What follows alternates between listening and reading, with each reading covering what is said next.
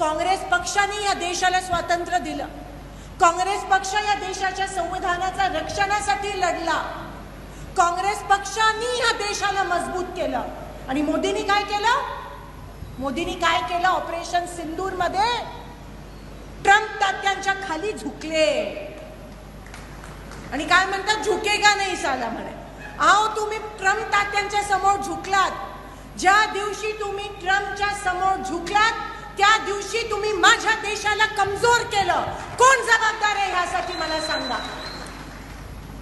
जेव्हा इंदिरा गांधी पंतप्रधान होत्या तेव्हा पाकिस्तान इंदिरा गांधी समोर सरेंडर झालेलं आणि निक्सन जे अमेरिकेचे प्रेसिडेंट होते ते इंदिरा गांधींचं ऐकले, त्यांना ऐकावं लागलं. आणि इकडे नेमकं उलटच झालं.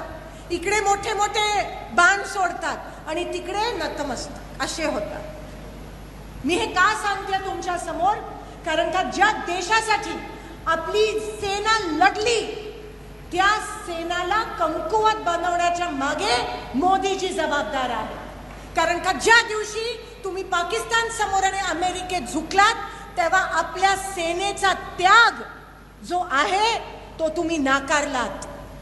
म्हणजे केवढा मोठा अपमान तुम्ही माझ्या देशाचा आणि माझ्या सेनेचा केला. आणि त्याचं पण प्रोपगॅन्डा करत होते. सिंदूर ठिकठिकाणी वाटत होते तेव्हा आपल्या महिला भगिनींनी म्हणाला आम्हाला नकोय हा फार्स.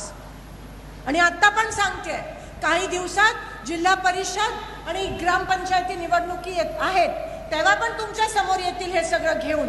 पण तुम्ही सतर्क राहायला पाहिजे. आपण सगळ्यांनी लढाई एकत्र लढली पाहिजे.